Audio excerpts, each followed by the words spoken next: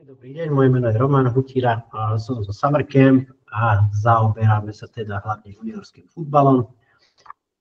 Každý rok robíme tzv. Kliniku. Klinika znamená, je to taký jednodňový metodický tréning, kedy chalani a dievčatá budú mať šancu zažiť trošku iný prístup, trošku inú metodiku.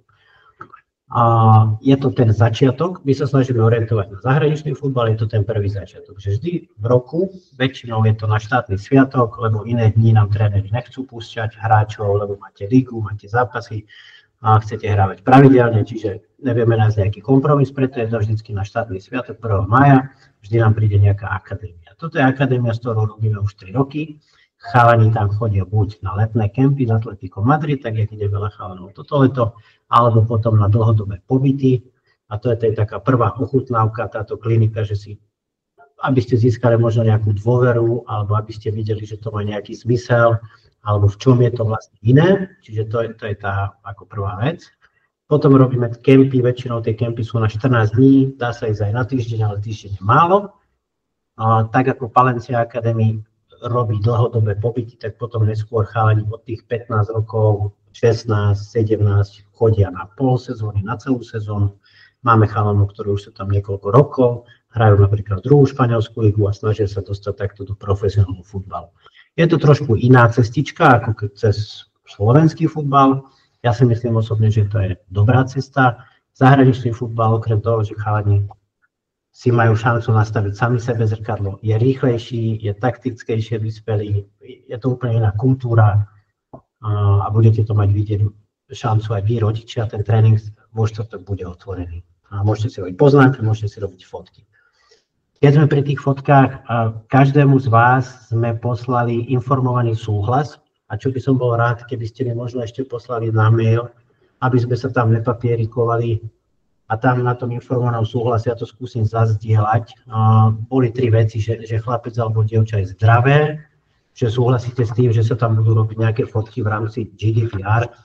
A nebudeme to nejak úplne extrémne postovať, ale proste nejakú fotku si spravíme. A potom, že súhlasíte s pravidlami campu. Ja ten informovaný súhlas skúsim zazdieľať. Keď sa to podarí cez tento, áno. Myslím si, že ho teraz vidíte. Je to jednoduché tlačivo, kde stačí vypísať hore, že meno zákonného zástupca pod tým meno dieťaťa a v podstate iba prečítať si s tým súhlasíte, že máme právo nakladať s osobnými údajmi. My potrebujeme vedieť, že súhlasíte s tým, teda, že on sa zúčastní tejto aktivity. V rámci zdravotného stavu potrebujeme my byť krytí, že dieťa je zdravé, predpoklad, že všetci chalani a dievčatá budú zdravé a že súhlasíte s pravidlami kempu a tie pravidlá kempu sú absolútne jednoduché. Tiež som vám ich posielal a v podstate sú tam také vety, že kedy sa to bude konať, do 24 hodín, do 48 hodín pred začiatkom, že vám vrátime plnú sumu, keď sa chalani zrania alebo budú nezdraví alebo čokoľvek. Dostanete naspäť plnú sumu, samozrejme oficiálnym jazykom kempu je slovenský jazyk, takisto predpokladám chalani vedia aj dievčatá po anglicky, tréneri prídu zo Španielska, čiže so slovenčinou úplne neviem, či tam pochopíme, ale hlavný jazyk je samozrejme futbal a tie cvičenia sú také, že budete ich poznať alebo veľmi rýchlo do nich prídete. Čo sa týka takých vecí, netreba si nosiť do šatne nejaké telefóny, reťazky, herné konzoly, čokoľvek drahé. Budú tam k dispozícii 4 šatne, ale budú otvorené tým, že bude tam veľa chalanov. Jeden príde donútra, jeden odíde, aby sme sa tam nekľúčikovali. Prosím, aby ste si nenosili so sebou nič drahé, čo by sa malo stratiť. Viete to dať rodičom a u nich to bude v bezpečí a na tú chvíľu telefón nebudete potrebovať na 2 hodinky. A čo sa týka alkoholu, tabaku, drog, prísne zakázané a pre súdržnosť skupiny je vhodné, aby rodičia nezasahovali do programu kempu. Čo asi nikto nebude, môžete povzbudzovať. To bude stačiť. A chcel by som, aby ste mi poslali, teda keď môžem poprosiť, ten súhlas s podmienkami do mailu, stačí, keď to podpíšete aj v počítači, to je jedno, aby sme sa tam nepapierikovali, aby sa to nestratilo a tak ďalej. Teraz zazdielam stránku toho kempu. A bude tam jeden malý detail. Dneska mi volal hlavný tréner zo Záhorskej Bystrici, že je tam pred nami zápas. Čiže tie informácie, čo som vám poslal, že začneme o 10:00, prosím, keby sme všetci zabudli, a tá prvá skupina začne o 11:00. Môže to pre niekoho znamenať veľkú zmenu, ale dúfam, že až takú nie. Celý program sa posunie o hodinku a sú tam, myslím, u 11:00 pred nami, a aby tam nebolo naraz, oni skončia pred nami, ale pri odchode oni pôjdu ešte do šatne, my pôjdeme akurát tam, aby sme sa tam nejak netlačili, tak začneme s príchodom o 11:00 a môžete prísť chalani už oblečení v športovom, alebo k dispozícii budú 4 šatne, do každej sa zmestí skoro 20 ľudí, bude tam dosť miesta. Za 15 minút pojeme na ihrisko, spravíme si rozcvičku. A čo sa týka samotného programu, vždy bude hodinový tréning. Sektorové cvičenia znamená, že na celú šírku ihriska sa spraví, predpokladám, že 6 sektorov. A budete rozdelení do mikroskupín. V tej jednej várke, čo sa volá ranná skupina, bude 35 hráčov max. Budeme mať 3 slovenských asistentov, 3 španielských trénerov. Vytvorí sa na ihrisku 6 sektorov, pôjdete povedzme do skupín zase podľa veku, čo znamená 11-12 roční budú spolu, 13-14 roční budú spolu a budete robiť isté cvičenia, ktoré už tréneri vám potom ukážu. Takto pôjdeme v prvom bloku, potom bude prestávka, tréning číslo 2 v druhom bloku. To už bude zamerané na porozumenie nejakým herným pozíciám, napríklad v Španielsku je strašný dôraz na taktiku, alebo na tzv. Anticipáciu voľných miest, čo znamená, že hranie priestoru alebo situácií, ktoré ešte len nastanú. Čo znamená, že nerozhodujem sa až vtedy, keď mám loptu na nohe a pozriem sa, kde mi stoja spoluhráci, ale ešte predtým, ako vôbec loptu dostávam, tak už viem, kde ju budem hrať a už vidím, čo sa stane v tom prvom kroku, keď tam pôjde tá lopta, ale už aby som videl aj v tom druhom. Je to trošku taký základ do nejakého chápania futbalu v takých širších kontextoch. To bude ten druhý tréning, zase si dáme 15-minútovú pauzu, v tých pauzách bude pre vás pripravené malé občerstvenie. Čo sa týka občerstvenia, bude to skôr ovocie alebo keksík, napolitánka v rámci rýchlych cukrov, nebudú to žiadne hotdogy alebo odložené žemle, lebo budete mať druhý tréning nasledujúci, tak by to bolo kontraproduktívne. A potom v rámci toho tretieho tréningu každý z trénerov, aspoň tak by sme to chceli, uvidíme, či všetci traja závisí, ak budú vedieť po anglicky, závisí, jak im vy budete rozumieť tej angličtine.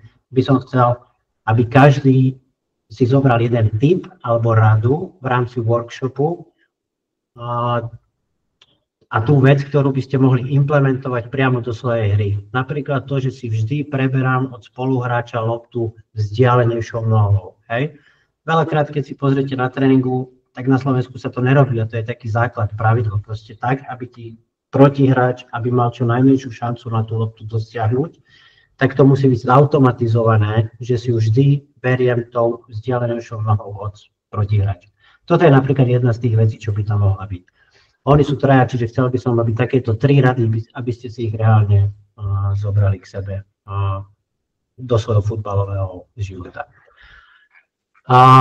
Čo sa týka potom, kde sa stretneme, teraz by ste mali vidieť toto krásne ihrisko. Toto je futbalový štadión v Záhorskej Bystrici. Viete prísť autami, parkovať sa dá po tejto ľavej strane, tu sa zmestí isto 10 aut. Toto je jednosmerka, viete parkovať priamo pred štadiónom a takisto sa dá ísť priamo donútra do areálu. Po tejto ľavej strane sa zmestí ďalších isto 15 aut, tu sa nejaké 2-3 zmestia. A z druhej strany toto parkovisko je neplatené, čiže a toto býva väčšinou voľné, aj keď títo susedia tu budú mať asi nejaké autá, viete zaparkovať tu. A keď pôjdeme až na koniec tej ulice, keď pôjdeme sem, toto je ešte stará fotografia, tak toto už tu nevyzerá, tento plot je dávno preč a tu na tejto strane je postavené umelé ihrisko s umelou trávou, na ktorom takisto budeme, keď sa tam budú robiť tie sektory. Je to novo vybudované, stále 200 000 €, je fakt krásne. Ale čo chcem povedať, že po tejto, tu sú rodinné domy, toto už vyzerá trošku ináč, tu sa všade dá parkovať, keby ste sa nezmestili tam dopredu. tak sa dá dať parkovať tu. Vyzerá to už úplne ináč, fotku nejakú relevantnejšiu som nenašiel, ale je to veľmi pekný areál, aj prostredie je veľmi pekné, k dispozícii bude takisto bufet, okrem toho, že chalani a dievčatá budete mať občerstvenie, tak rodičia budete si veď kúpiť hot dog, cigánsku, guláš, proste celý sortiment, ako tam pani má, sú vybavení celkom dobre. Adresa, to som vám posielal a je to Záhorská Bystrica, keď si dáte do navigácie, Tatranská 40. Tí, čo príde nám napríklad rodina z Brna, tak je to Záhorská Bystrica leží na diaľnici fakticky a vy, čo prídete z opačnej strany, je to za Bratislavou, ako je nákupné centrum Bory. Dostanete sa k nám veľmi, veľmi jednoducho. Možno už len posledná vec. Toto je Instagram, možno sa tam objaví nejaká fotka z tej aktivity, tak možno keď nám potom tam dáte nejaký like, alebo nebodaj si to aj dáte odoberať, budete vedieť, čo sa deje s chalanmi. Palencia napríklad organizuje Camp Atlético Madrid.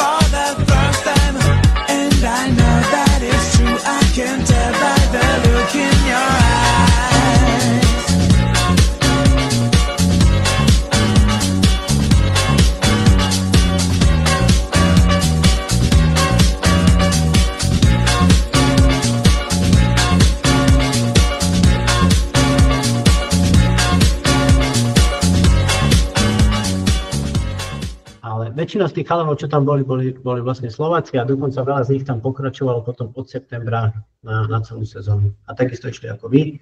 Prvýkrát išli sem, vyskúšať si to potom, že poďme skúsiť ešte na týždeň, na 2 camp a skončili tam na 10 mesiacov. A to je z mojej strany absolútne všetko. Možno sa chcem spýtať, má niekto nejakú otázku praktickú v logistike, k organizácii? Čo si treba zobrať? Normálne športovo treba prísť oblečený, vo svojom nejakom klubovom drese alebo proste v tom, v čom trénujete. Kopačky tak, aby boli vhodné aj na umelú trávu, lebo určite budete aj na umelej tráve a budete aj na normálnej tráve. Počasie by malo byť super, je to zabezpečené, ale pre prípad, že by poprchalo, futbal sa hrá aj keď prší, na nejakú šušťák alebo proste niečo nepremokavé aspoň na vrch a potom v dispozícii by bol nejaký čaj alebo sa schováme, keď bola veľká búrka, ale nemala by byť. Program pre staršiu skupinu samozrejme bude v podstate identický, akurát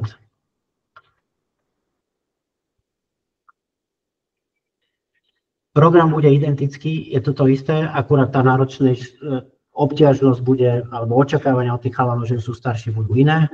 Samozrejme, chalani, nikto vás nejde hodnotiť, nikto vás nejde kontrolovať alebo sledovať, ale skôr je to tak, aby ste si to vyskúšali, aby ste samozrejme išli do toho naplno, ale pointa je, aby ste to zažili a vaši rodičia to tak chceli vám ukázať niečo také nové. Starší chalani alebo rodičia, prídite 15:15 a prvý tréning bude 15:45. Nezačneme určite skôr. Aby to bolo tak nejak, oni skončia 14:30, bude nejaké vyhodnotenie, odozdáme si diplomy, trošku si pogratulujeme, spravíme si s nimi nejaké fotky, ak budete chcieť. A potom, aby ste sa vedeli aj prezliecť a nejak prestriedať, tak tá druhá skupina začne 15:15 a skončíme ešte za svetla, tak jak minulé, okolo 7 a väčšinou sa nám to podarilo vždy na čas. Čo sa týka tých ľudí, ktorí chceli, aby váš syn alebo dcera išli do staršej skupiny, to boli tí 14-roční, tak sme vás tam prehodili a finálne zoznamy budeme posielať tých 48 hodín pred, čiže povedzme zajtra alebo v stredu. Ešte tam sa môže niečo ustaliť, ale všetci, ako ste si to prijali, tak to bude.